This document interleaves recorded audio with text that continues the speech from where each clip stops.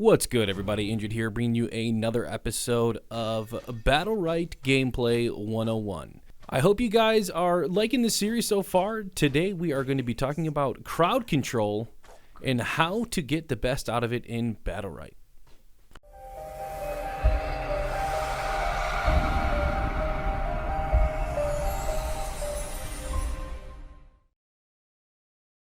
Okay, so there are a lot of different crowd controls in Battlerite, often called CC, and they all have different roles, purposes, and interactions in the game.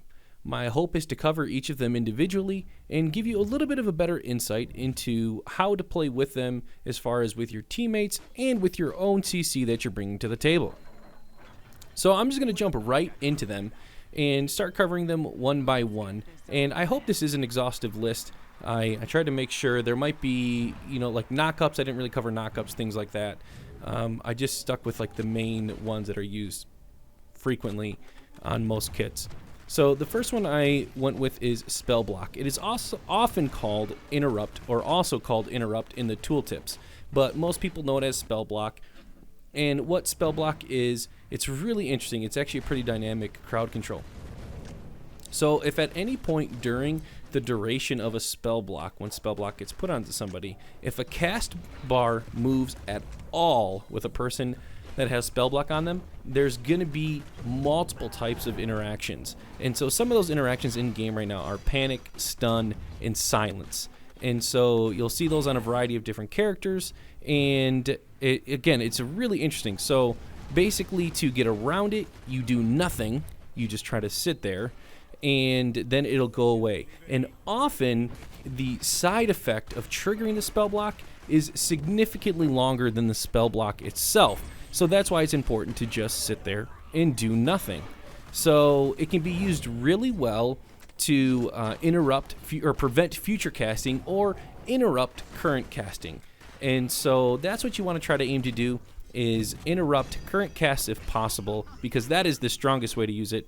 However, it can be used to prevent somebody from using this in an escape. So next, I have Snare, which is not a frequented one either. It's on a few different kits, but Snare is basically a slow effect, and it tapers off as time goes on. It usually says it starts at 100% and it'll whittle down to 0% in like a second or something like that. And so it starts off with a very strong slow and then tapers off. It is not broken by damage. That is one of the benefits of it. And it is really noticeable. You'll probably see it a lot when you're mounted. If you get hit off your mount, you're snared for a long, significant time. So that's why sometimes you feel like you're moving so slow. It's because you entered into the middle while still on your mount, and then you got knocked off of it. Now, there are other skills that will slow you or snare you, as the game calls it, when they are used. And so that is basically a slow. So the next I'm going to talk about is a root. And root is a crowd control that makes a person stand still. Basically, your WASD or whatever movement keys you're using stops working. However, you still can use spells and spells that make you move.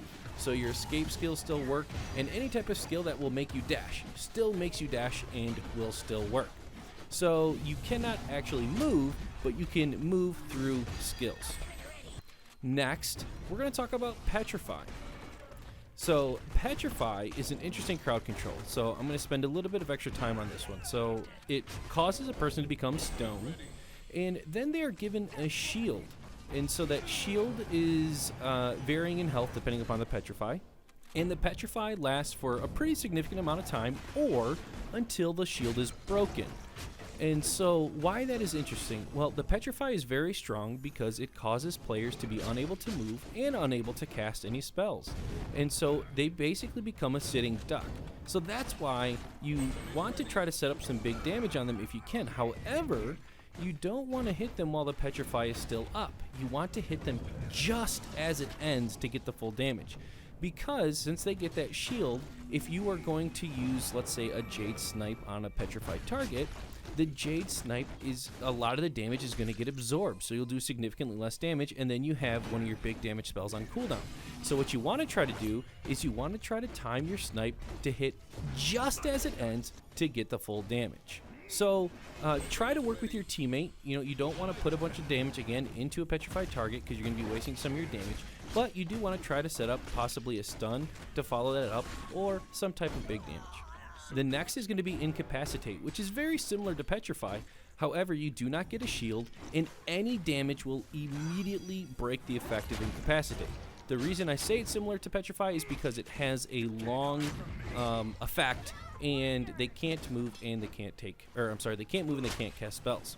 So incaps are really good because in this instance, setting up a snipe, the snipe will hit the person who's incapped and do the full damage. Now it breaks the incap immediately, but that's okay. It got you a free big damage spell, so there's no shield to mitigate damage, as I said. So be sure to try to use those incaps as further crowd control setups or as those big damage setups, and that's what you want to try to do. Be very, very careful. If you know that your teammate has an incap that they'll use often, insert Freya or Croak, or Shifu really, you really want to try to not break their incaps. It is so frustrating because the incap can be used really in one of two ways, or I'm sorry, in a couple different ways, but one of those is to just incap that person and leave them alone. Take them out of the fight so you have a 2v1 for a while. So try not to break incaps unless you're setting up huge damage on that person with your teammate. So next, it is my favorite, which is stuns. The reason I love stuns is they are super easy to deal with. Stuns are typically much shorter than petrifies and incaps. However, damage doesn't break them. Oh, it's a beautiful part of it. And so I love it because you can just do the damage. You don't have to worry about your teammate messing it up. You just hit it, keep doing damage through it, and it just really, really helps. And oh man, it makes me so happy when you hit a stun and get some huge damage. So next is going to be Panic. So Panic is basically a fear, to be honest, but it's called Panic in this game, and it's a little bit of more of a rare crowd control, to be honest. It can be broken by damage, and it is mainly used for peel. A lot of the support characters are the ones who have it, and they use it as a way to get people off of them. And you can set up, big damage with them because they take full damage from it, but it's going to be a moving target, not a stationary target. So often people are just going to use the Panic as a way to get people off of them, or basically out of the fight for a while. And so it's more of a traditional crowd control that you just want to leave that person alone and not have to deal with it. With that though, there is something called Lesser Panic, which I believe is only on, what is her name? Lucy's. When her AoE panic goes off, if you spec into that with her Battlerite, and it's part of the explosion. So that's kind of random, just throwing it out there. Next, and hopefully not least, is Silence. So Silence is the opposite of Root, actually. Your WASD works perfectly, however, you can't cast any skills. So this can be a brutal interrupt, or it can basically make people have to sit there and take a bunch of damage.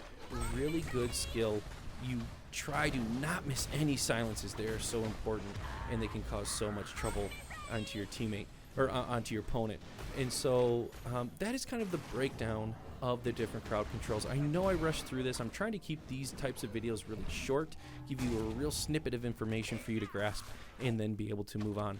So I hope you guys get a little bit of a better idea of what they are and how to use them with your teammate. And if you have more questions on ways you want to use setups or anything else, please leave them in the comments. If you guys like these videos, please let me know by hitting that like button, and I'll keep making these Battlerite 101 gameplay 101 videos, and try to help people learn the basics of the game a little bit more. Make sure to hit that subscribe button. I really appreciate it, guys. You are awesome. I hope you have a wonderful day. Peace.